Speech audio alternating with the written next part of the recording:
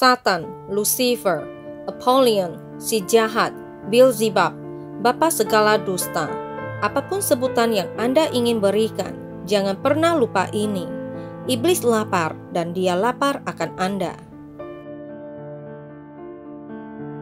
5 hal yang harus diketahui tentang iblis. 1. Iblis tidak bisa memaksa Anda untuk berdosa.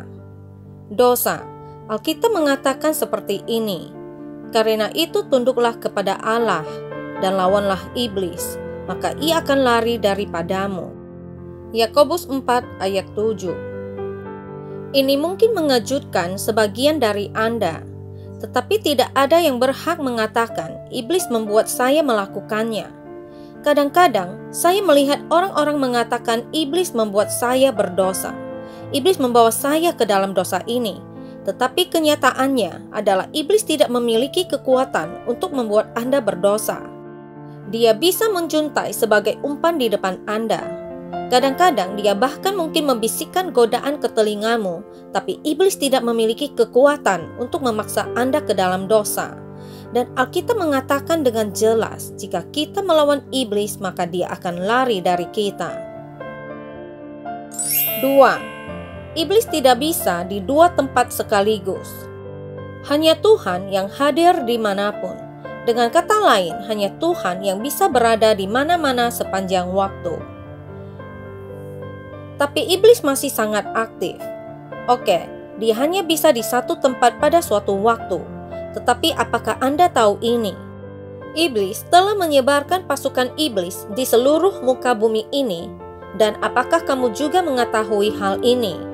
Siapapun yang belum dilahirkan kembali, siapapun yang belum menaruh kepercayaannya kepada Tuhan Yesus Kristus, sebenarnya berada di bawah pengaruh iblis. Jadi, berhati-hatilah dengan siapa yang Anda dengarkan di TikTok. Berhati-hatilah dengan film apa yang Anda tonton di Netflix. Berhati-hatilah dengan channel yang Anda subscribe. Iblis memiliki andil dalam apa yang dilakukan orang-orang yang belum lahir baru. Dan Anda mungkin hanya mendengarkan ide dari si jahat itu sendiri. Yesus pernah mengatakan ini tentang mereka yang menolak Dia.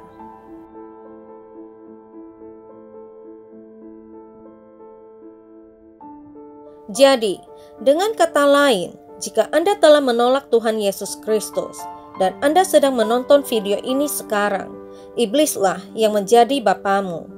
Tetapi jika Anda menaruh iman Anda kepada Tuhan Yesus Kristus, kebenaran Alkitab yang luar biasa adalah ini, bahwa Tuhan akan mengadopsi Anda jika Anda memiliki iman kepada Tuhan Yesus Kristus, maka Anda akan menjadi anak-anak Tuhan yang Maha Tinggi. 3. Iblis tidak bisa membaca pikiran. Apakah Anda tahu ini? Alkitab mengatakan ini untuk Anda. Hanya Tuhan yang tahu isi hati semua anak manusia. Sekarang, si penipu itu akan benar-benar mencoba menipu Anda dan membuat Anda berpikir bahwa dia memiliki kekuatan yang lebih besar daripada dia. Terkadang, iblis akan membuat Anda berpikir bahwa dia memiliki kekuatan yang sejalan dengan Tuhan.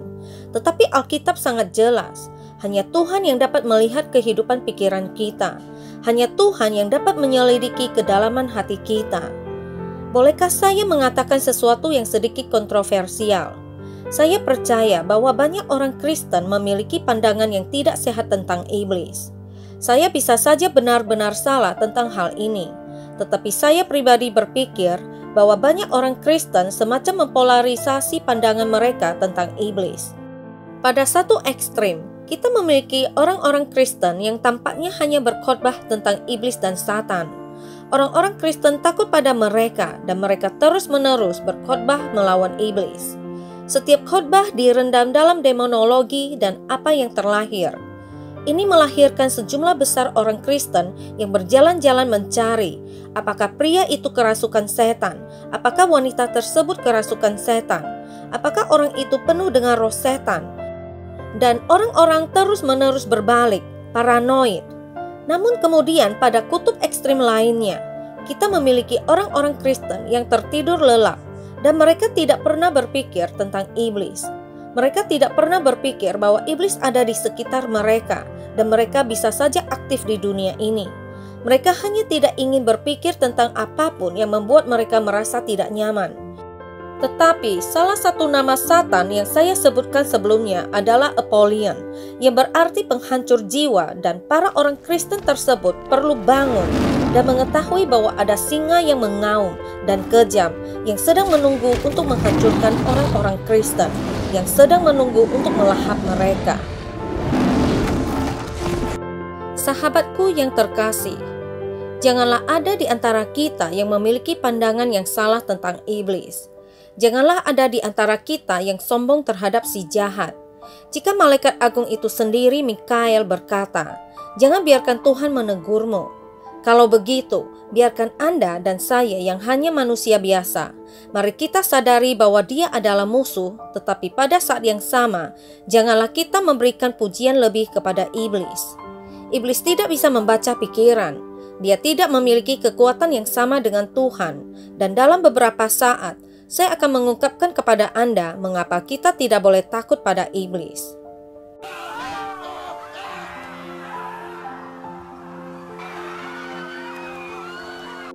Empat, iblis tidak bisa berbuat apa-apa tanpa izin Tuhan terlebih dahulu. Allah berdaulat atas segala sesuatu. Dengan kata lain, Dia mengendalikan segalanya di dunia ini. Dan izinkan saya memberitahu Anda sesuatu.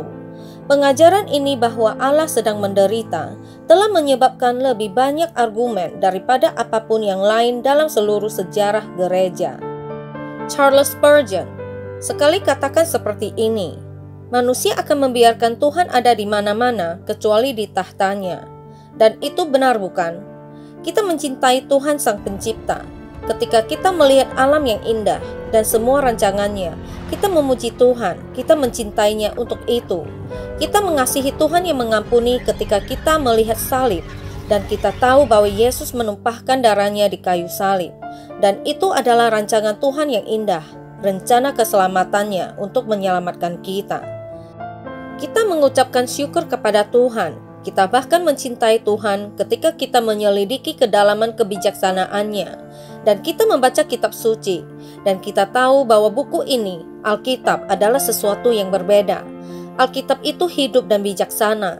Alkitab menyatakan bahwa Tuhan berdaulat atas semua hal. Bahkan iblis ini tunduk di bawah pemerintahan Tuhan. Iblis berada dalam tuntunan Tuhan, dan dia tahu bahwa dia hanya punya sedikit waktu untuk melakukan apa yang dia inginkan. Tetapi Tuhan telah memberinya semacam kebebasan untuk membuat kekacauan. Tetapi iblis tahu bahwa waktunya akan segera habis. Dalam Ayub 1, kita melihat bahwa iblis harus menampilkan dirinya di hadapan Tuhan Allah, dan dia bahkan harus meminta izin untuk menyiksa Ayub.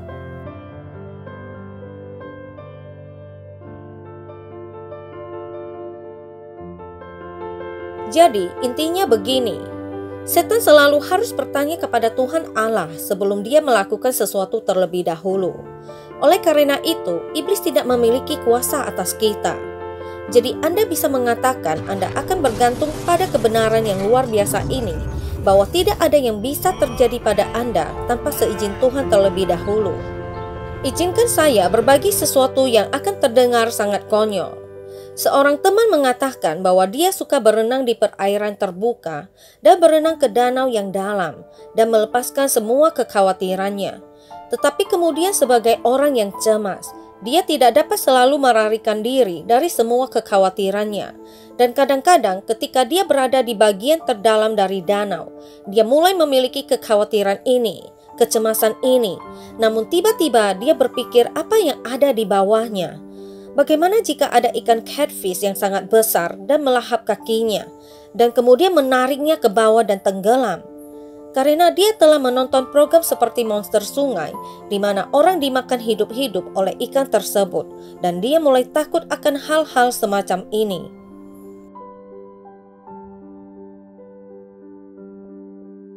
Tapi, tahukah Anda gagasan apa yang Tuhan berikan kepada kita jika kita ingin melawan pikiran kecemasan lainnya? Tuhan mengingatkan kita bahwa kitalah yang memegang kendali, dan jika ikan tersebut akan melahap Anda, ya, tidak ada yang dapat Anda lakukan untuk menghentikannya. Tetapi jika ikan tersebut tidak seharusnya memakan Anda, maka tidak ada yang bisa menyentuhmu. Jadi, sahabatku yang terkasih, apapun kecemasan Anda, apakah itu besar atau kecil, bersandarlah pada kedaulatan Tuhan bahwa Yesus Kristus masih di atas tahta. Kita mungkin tidak mengerti semua yang terjadi, tetapi Dia tidak berhenti memerintah, dan Dia akan mengerjakan segalanya bersama-sama untuk kebaikan bagi mereka yang dipanggil sesuai dengan tujuannya. Dan yang terakhir, 5. Hal terakhir yang tidak bisa dilakukan setan adalah setan tidak bisa menang. Roma 16 ayat 20 mengatakan ini, semoga Allah sumber damai sejahtera segera akan menghancurkan iblis di bawah kakimu. Kasih karunia Yesus, Tuhan kita menyertai kamu. Setan adalah musuh yang dikalahkan. Dia dikalahkan ketika dia diusir dari surga bersama para malaikat jatuh lainnya. Dan dia diasingkan pada rantai kegelapan abadi yang suram sampai hari penghakiman. Ketika semua malaikat jatuh termasuk Satan dan termasuk pria dan wanita di dunia ini yang juga telah menolak Tuhan Yesus Kristus, mereka semua akan diadili dan dilemparkan ke dalam lautan api untuk selama-lamanya. Yesus Kristus mengalahkan Satan ketika Dia bangkit dari kematian. Kematian, dosa, dan semua musuh Kristus ditaklukkan ketika Kristus menunjukkan bahwa Dia adalah Tuhan yang berinkarnasi, Firman yang menjadi daging, dan Dia mengalahkan kuasa kegelapan. Jadi, sahabat yang terkasih, Anda mungkin takut pada iblis, Anda mungkin takut pada setan, dan jika itu Anda, saya hanya ingin mengatakan, bersembunyilah di balik Tuhan Yesus Kristus, karena kita punya teman yang lebih dekat daripada saudara, sama seperti saat kamu pergi ke sekolah, dan mungkin para pengganggu ada di sekolah, dan mereka akan menghajarmu. Anda memiliki kakak laki-laki yang datang dan menghancurkan semua pengganggu itu. Saya akan memberitahu Anda sesuatu, bahwa Tuhan Yesus Kristus akan menghancurkan Satan dan semua teman-temannya yang menggertak, dan membuktikan bahwa Dia adalah Tuhan yang layak disembah.